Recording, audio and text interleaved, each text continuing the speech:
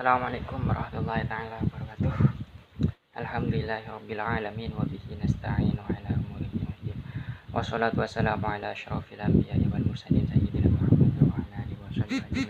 Aduh, Rabbi shrah lana sudurana wa yassir lana umurana wa hlul 'uqdatam min lisani yafqahu qawlana. Amin. Yang saya hormati dan yang saya cintai semua teman-teman kelas 2. Mohon maaf minggu kemarin saya kayaknya 2 minggu tidak mengisi materi, entah 2 minggu apa seminggu ya, karena saya tertimpa musibah ya. Bapak saya meninggal pada tanggal 19 kemarin.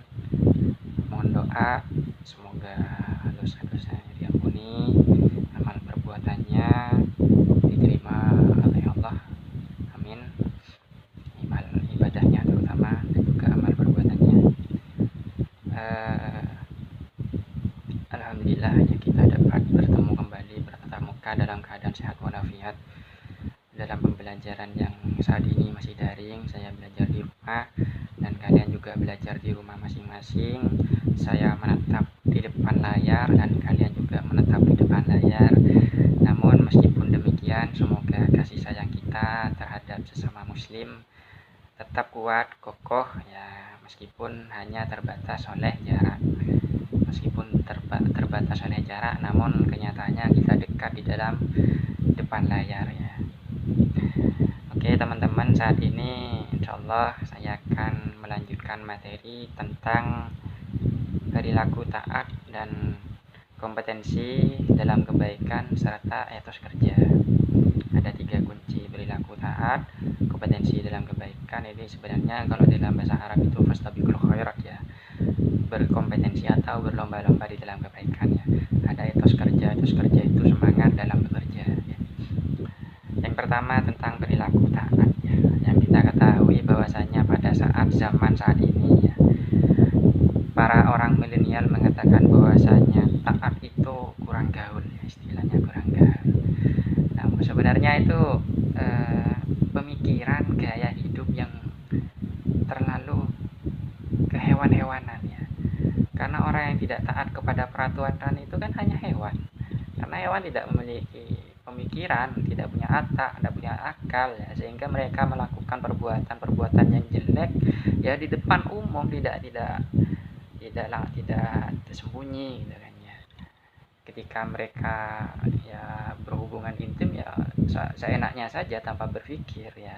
Ketika mereka mau menyeberang jalan ya seberang aja kayak ayam ya. Akhirnya yang terjadi merepotkan manusia ya, sama seperti itu. Ketika kita tidak memiliki ketaatan kepada agama, ketika kita tidak memiliki ketaatan kepada pemerintah, yang terjadi akan merepotkan kepada orang yang lain.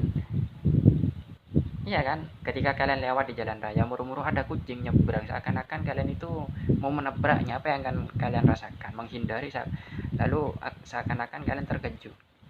Dari terkejut itu kadang kalian sampai jatuh, bahkan sampai mau menabrak pohon atau rumbutan yang ada di pinggir jalan. Karena kenapa ya? Hewan tidak punya otak, hewan tidak punya akal, hewan tidak pernah taat kepada peraturan.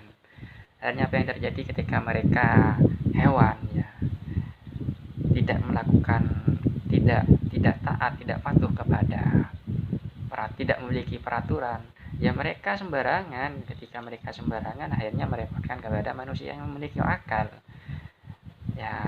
Analoginya seperti itu.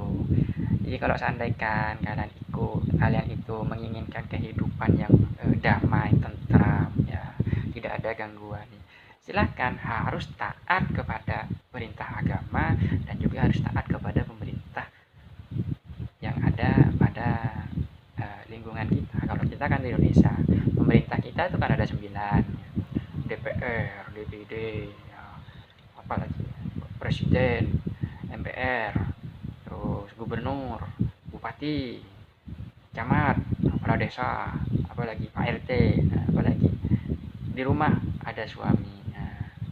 Itu harus ditaati semuanya. Karena kalau seandainya kalian tidak ditaati ya dosa. Bukan hanya dosa, bahkan menimbulkan mafsadah kepada diri kita. Mafsadah itu kerusakan. Mafsadah itu sesuatu yang negatif kembali kepada kita. Makanya di dalam Al-Qur'an itu waman amila sholihan falinafsi wa man asa fa'alaiha. Al-Quran itu sudah jelas mengatakan bahwasanya ketika kita berbuat kebaikan, maka itu feedbacknya atau manfaatnya itu falinafsi, kembali kepada diri kita. Makanya bahkan dijelaskan juga, Allah menegaskan insan surullah yansurukum mayuthabit agamakum. Jika kalian itu menolong agama Allah, menolong Allah ya.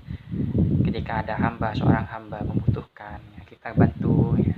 Ketika ada teman ya, membutuhkan bantuan kita bantu ya. Seakan kita semua manusia itu kan termasuk hamba Allah. Jadi ketika kita menolong hamba Allah, maka seakan-akan dia akan menolong Allah. Intan surullah yansurukum, maka Allah itu akan membuat balasan, yaitu menolong kalian. Jadi ketika Tuhan mengatakan berbuat baiklah kepada sesama manusia, sesama teman, maka Allah itu akan berbuat baik kepada diri kalian. Jadi seperti itu. Jadi kalau umpama kita itu ingin sesuatu yang positif selalu terjadi kepada diri kita ya, silahkan introspeksi dulu kepada diri kita, apakah kita baik atau tidak. Kalau seandainya manusia, teman-teman kita berbuat jelek kepada kita, berarti introspeksinya kita itu adalah diri kita itu adalah jelek ya. Karena kita itu adalah cerminan perbuatan kita itu adalah cerminan apa yang akan terjadi kepada diri kita sendiri. Kalau umpama kita berbuat baik, selalu berbuat baik, maka banyak teman-teman kita, banyak saudara-saudara kita itu akan berbuat baik kepada kita.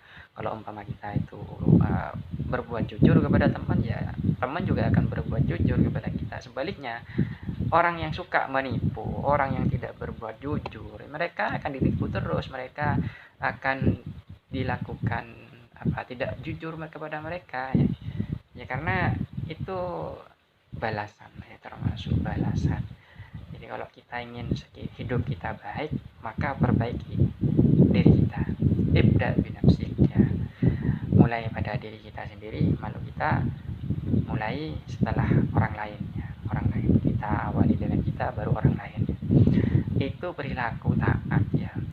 Kan dalam Al-Qur'an itu atiullah wa atiur rasul wa ulul amri minkum. Itu wajib hukumnya mentaati Allah. Wa atiur rasul dan mematuhi rasul. Wa ulul amri dan mematuhi pemerintah ulul amri.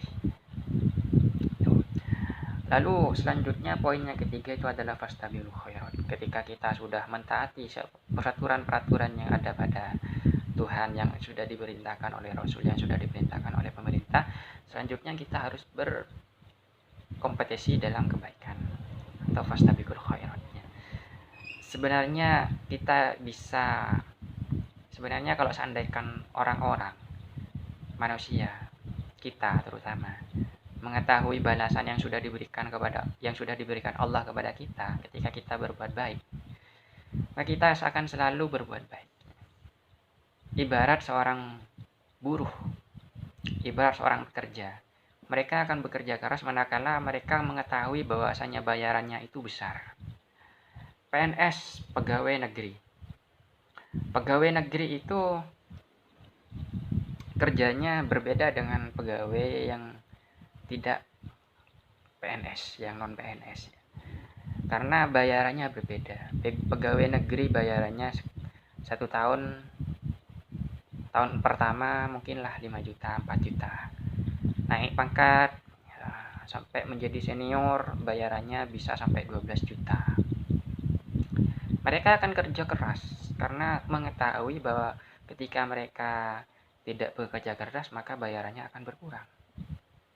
Maka dia akan terus bekerja keras karena khairat, balasan yang kembali kepada kita itu bentuknya besar, pahalanya itu besar. Anggaplah ibarat bahwasanya bayarannya itu adalah pahala. Ketika bayarannya itu besar, maka kerjanya sangat besar. Sama, manusia itu kebanyakan tidak mengetahui pahala, barokah gitu, banyak tidak tahu karena bentuknya sakral, tidak tampak kepada diri kita, namun dijanjikan sama Tuhan. Dan ketika ditampakkan, maka semua orang akan berlomba-lomba mengerjakan kebaikan. Saling tolong menolong, pahalanya besar. Berbuat jujur, pahalanya besar. Namun karena pahalanya tidak ditampakkan sama Allah, akhirnya banyak manusia yang lalai, tidak mematuhi, tidak berbuat jujur, tidak berbuat baik, karena mereka tidak mengetahui sebenarnya pahala yang tampak ketika kita berbuat kebaikan. Seandainya perbuatan kita itu ditampakkan pahalanya, maka banyak manusia itu saling berlomba-lomba dalam mengerjakan kebaikan. Makanya tugas kita itu hanya meyakini, harus yakin bahwa Allah itu sudah menciptakan pahala yang nilainya tidak terhingga. Bahkan ketika kita bersedekah, Allah itu sudah mengungkapkan, memberikan contoh di dalam Al-Quran, sedekah diibaratkan kita menanam padi. Mathalul ladzina yunfiquna amwalahum fi sabilillah. Perumpamaan orang yang berinfak di jalan Allah, kamathali habbatin ambatat sab'a sanabila. Ibarat seseorang menanam satu biji, ambatat sab'a sanabila, menumbuhkan 7 tangkai. Kita nanam padi satu biji, tumbuhnya 7. Fi kulli sumbulah mi'atu habbah. Setiap tangkai menumbuhkan 100 biji. Jadi kalau 100 dikali 7 itu 700 kan ya. Jadi satu biji tumbuhnya 700. Itu kalau berinfak 1000 umpama kita berinfak 1000. Kita infak 1000, kasih teman sedang membutuhkan uang, ya kasih dah 1000 umpama atau 10.000. Itu akan tumbuh 7. Berarti 7.000. Setiap 7.000 tumbuhnya 100. Jadi 1000 ya dikali 7 ya. Berapa? Itu 700.000. Ya, bayangkan kita berinfak 1000 pahalanya 700. Itu kalau seandainya kita tahu dan kita yakin. Tapi masalahnya kan kita tidak yakin, seakan-akan kita tidak mengetahui. Itu yang repot. Jadi tugas kita itu sekarang adalah memperbaiki pola pikir kita, hati kita, bahwasanya setiap apa yang kita kerjakan yang berupa positif itu pahalanya benar-benar ada dan jumlahnya tidak terhitung. Itu sih sebenarnya tergantung niat kita. Jadi kalau niatnya kita mengerjakan perbuatan baik, tapi niatnya tidak baik, ya tidak akan baik. Tapi kalau kita mengerjakan perbuatan baik, niatnya baik, maka pahalanya kembali kepada diri kita. Itu yang bagus, itu yang baik. Itu poin yang kedua, simpel ya, karena takut pakai tanggalnya tidak ada. Untuk poin yang ketiga itu ada etos kerja. Etos kerja. Etos kerja itu kita tuh harus mengerjakan apa yang kita kerjakan dari sesuatu yang baik. Itu harus disemangati dengan maksimal mungkin. Karena ketika kita bekerja, kita tuh harus bekerja dengan baik dan benar-benar maksimal. Dan harus kalian ketahui bahwasanya sebaik-baiknya pekerjaan itu adalah pekerjaan yang timbal baliknya itu, manfaatnya itu tampak kepada banyak orang atau tampak kepada orang lain. Karena seandainya kita bekerja dan manfaatnya hanya kembali kepada kita, itu pekerjaan yang sia-sia ya. Maka bahkan ada hadis yang juga mengatakan khairukum li ahlihi. Paling baiknya kalian itu adalah paling baiknya kalian kepada keluarga kalian. Keluarga kita kan banyak. Orang tua kita saja ada 3. Salah satunya adalah guru saya. Jadi harus berbuat baik, dan paling baiknya kalian itu adalah orang yang berbuat baik kepada kita. Paling baik-baiknya kalian itu adalah orang yang berbuat baik kepada orang yang selain kita ya. Harus semangat ya. Karena kalau tidak semangat nanti putus asa ya. Motivasinya kurang ya. Tidak maksimal ya. Karena ada satu makalah mengatakan apa itu, inna fi yadaikum amrum ummah wa fi aqdamikum hayatiha. pada tangan kalian itu ada urusan umat. Dan wa fi aqdamikum hayatiha, dan ketika kalian melangkah itu ada kehidupan umat. Seandainya kalian tidak melangkah, maka umat itu akan binasa, umat itu akan mati. Karena sekarang itu zamannya korupsi, ya, di mana-mana korupsi. Menjadi orang yang pintar itu sudah banyak ya. Menjadi orang yang pintar itu sudah banyak. Yang repot itu menjadi orang yang pintar tapi benar. Menjadi orang yang pintar dan benar. Orang pintar sudah tidak terhitung. Kalian semuanya pintar. Ya, siapa kira para koruptor itu tidak pintar? Mereka pintar. Ya. Tapi kenapa kok mereka masih korupsi? Karena etos kerja mereka itu tidak benar. Akhirnya yang terjadi, mereka korupsi, mengambil hak rakyat, mengambil uang rakyat, uang kalian diambil. Ya karena mereka tidak benar. Ya percuma ketika kita hanya mengandalkan intelektualitas kita tanpa mengandalkan spiritualitas kita dan emosional kita. Ya. Karena ketika kita memiliki intelektual itu kecerdasan, ya kita harus mengetahui, harus memiliki spirit motivasi yang ada pada diri kita, yang berbentuk kejujuran, ya, yang berbentuk kebaikannya. Lalu ditambahkan dengan emosional kita, ditambahkan dengan akhlak kita, sehingga kecerdasan tersebut akan berguna kepada orang yang lain. Kalau seandainya kecerdasan tersebut itu tidak dibarengi dengan akhlak dan emosional, ya, dan motivasi spiritual, maka percuma kita akan bekerja. Ya. Jadi seperti itu poin yang ketiga. Jadi etos kerja, ada perilaku taat, kompetensi dalam kebaikan. Untuk tugas saat ini yaitu simpulkan apa yang saya sampaikan.